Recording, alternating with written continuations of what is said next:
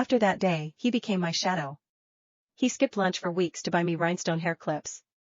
When bullies cornered me, he threw the first punch, not caring if he got beat up in the process. We went to high schools on opposite sides of the city, but that didn't stop him. Every Friday night, he'd bike 10 miles across the city just to see me. I'd walk out the school gates and there he'd be. Leaning against the old oak tree, sweating, panting, but his eyes crinkling into that smile that made my knees weak. Young love is a wildfire. Bright. Consuming. Impossible to hide. He wore his adoration for me like a crown.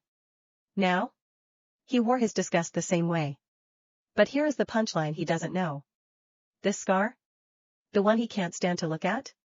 I bought it for him. Senior year. Adrian got sick. Osteosarcoma. Bone cancer. It was aggressive. The doctors gave him a death sentence, he wouldn't make it to Christmas. Even his parents had started making funeral arrangements, their hope crushed under the weight of clinical reality. But I refused to accept it. My family guards a secret. An ancient, dark trade passed down through generations of women. We can trade our beauty for the life of the one we love. I sealed the pact. Overnight, Adrian's cancer vanished. His charts cleared. The doctors called it a medical miracle. And overnight, my face split open. A jagged, angry scar carved itself across my skin. My features dulled, my glow extinguished. I went from the girl everyone wanted to be, to the monster everyone avoided. I torched my modeling portfolio. I gave up my dreams, my future, everything, just to keep him alive. Just to protect the bond we had since we were 5. But from the moment my face changed, he pulled away. He couldn't even look me in the eye. He kept taking my time, my effort, my devotion, but he stopped seeing me. He felt entitled to my sacrifice without ever knowing the cost. For years, I'd warmed myself on the cold ashes of our memories. But today? I finally regretted saving him. My phone buzzed in my hand. The 3 dots of a typing indicator bubbled on the screen. Adrian. Patrick says my speech was solid. He wants to push me for the state championship. I need another draft.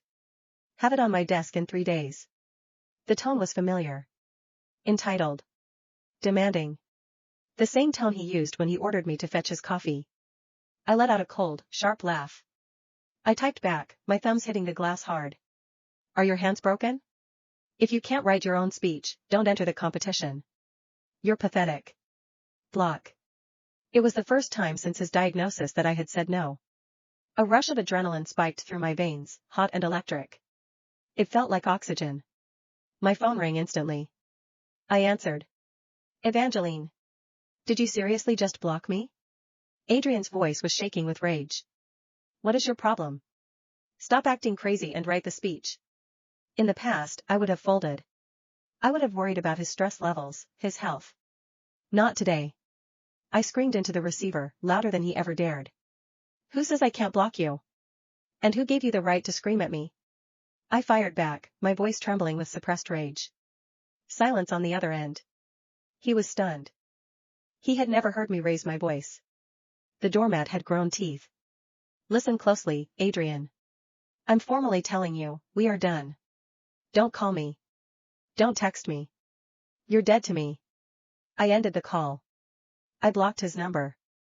I blocked his socials. I erased him from my digital life. I took a deep breath, chest heaving. Then, I felt it. A strange sensation pricked at my cheek. The scar. It was itching. I fished out my pocket mirror. The scar tissue, usually a dead, pale white, was flushed pink. It was pulsating. I frowned, touching it gingerly.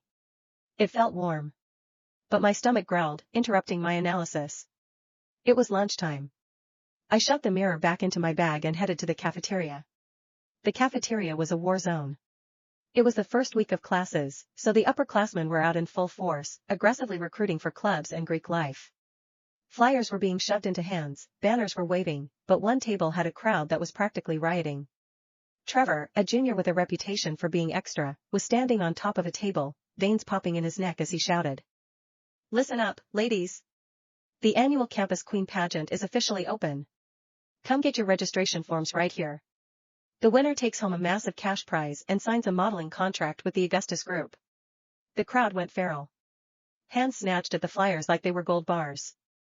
Oh my God. The pageant. I've been waiting for this my whole life. Wait, it says everyone who enters gets a gift bag? I'm doing it just for the free stuff. What if the judges are blind and pick me? I'm in. I'm literally shaking. Hand it over. But then, the buzzkill started. You guys know about that freshman, Harper, right? The journalism major? She's insane. Paparazzi were literally snapping pics of her on move-in day. I saw her viral TikTok.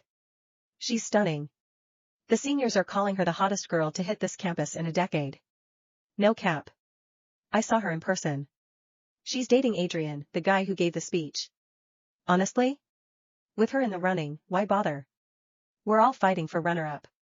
The energy in the room deflated instantly. Girls who were eager a second ago dropped their flyers on the floor and walked away, defeated before they even started. One of those discarded flyers drifted through the air and landed right at my feet. I bent down and picked it up. Campus Queen Pageant. Winner becomes the brand ambassador for the Augustus Group. Augustus Group. My father's company. A reckless idea sparked. I pulled out my phone, scanned the QR code, and filled out the form. Submit.